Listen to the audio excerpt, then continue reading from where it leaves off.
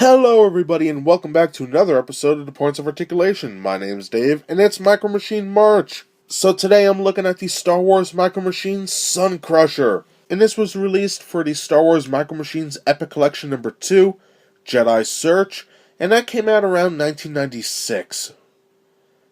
And what's neat about that is the Epic Collections usually came in what looked to be books. And because that's what they were based on. So you would open the book and you would get like 3 or 4 ships with a couple minifigures. And it was awesome. I remember one year for my birthday, my mom got me all 3 of the original ones. And I had no clue what the hell any of this stuff was. Because to me, my world was the original trilogy. The original one. Not the special edition. And maybe Shadows of the Empire at the time. So I'm like, what is this? Who's that? But it was cool. I always loved the idea that there was something after Return of the Jedi.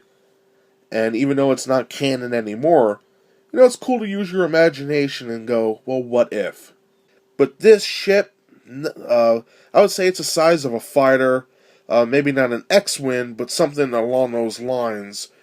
And this, believe it or not, was a super weapon that was stronger than the Death Star.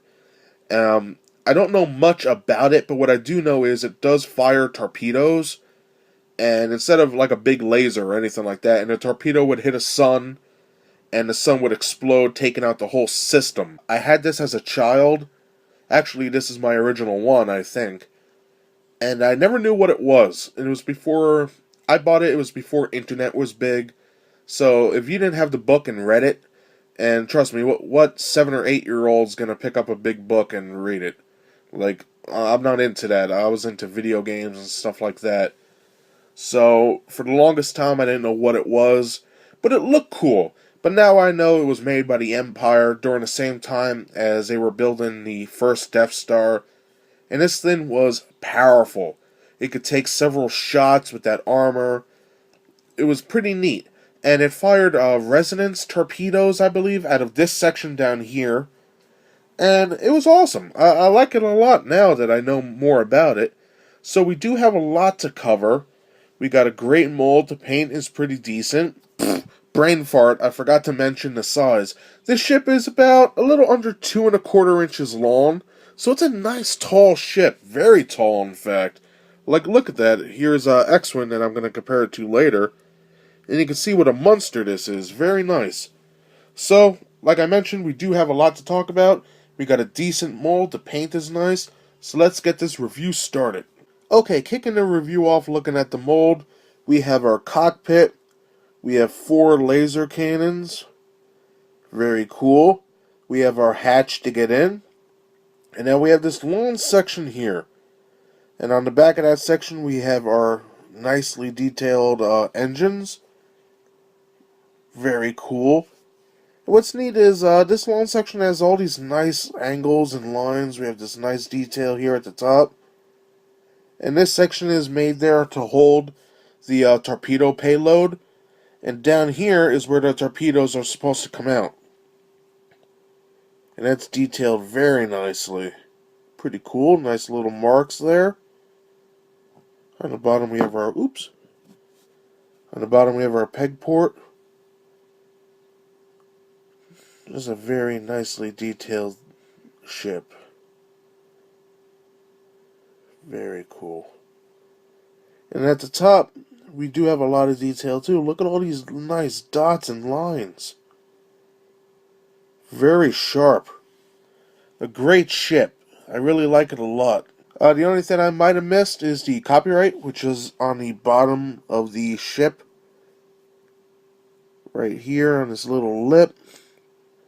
And now that's everything. The guns are nicely done. Everything's pretty good on this ship. So now let's take a look at the paint. Okay, for the paint, we only have a handful of colors. We have dark gray for all these guns on the sides and the top. And then coming down, we have a little dark gray right here as well. And then we have black for the cockpit window. And also the resonance torpedo hole right there. The next color is I would say it's a maroon for this hatch right here. These 2 support beams on the cockpit. the thrusters or main engines, and this section here on a torpedo launcher. And the last color is a nice light gray. And that is the main color of the ship. And it's very nice. I do like the color scheme of this. Very unique, and it stands out in the collection. So now that we looked at the mold and paint, let's put it on a stand, compare it, and then we'll be done for today. And just like most Galoob Micro Machines, it does have a port, and it comes with a translucent stand. So this one's a little difficult to get in there. But you get it in like so, and you're good to go. To compare with the Sun Crusher, I have it next to the tall Hasbro Micro Machines Kylo Ren's Attack Shuttle. For those of you that have it, Sun Crusher is actually a little taller than it. And then I have the original Galoob X-Wing. So you can see the gigantic scale of this. Very neat, very awesome ships. And that does it for my short review today of the Star Wars Micro Machines Sun Crusher. Now, this ship came out in Epic Collection number 2, Jedi Search, and it's the only way you can get this awesome ship. They never released it single or in a 3-pack. This is it. If it doesn't come in that book, I don't think you're getting it. So, good news is, it's very cheap. You can get the whole book for under $8. I've seen it very cheap. I would check eBay and Amazon for sure. You could also get the other sets. It comes with the Flurry, Grand Admiral Thrawn, Star Destroyer, all that stuff. Great sets. I recommend them all. It's got this great design that's very unique in the Star Wars universe, and it stands out in the collection. The paint is pretty damn good on it, and the details, especially on the around the cockpit and going down here with these nice angles and dots throughout the whole ship, very, very cool and worth your money. Great ship.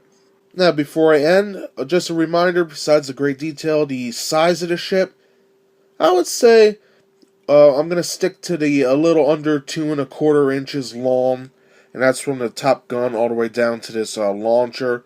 It's a nice ship. For 1996, I think they did a great job bringing something that wasn't well known to the main ship line.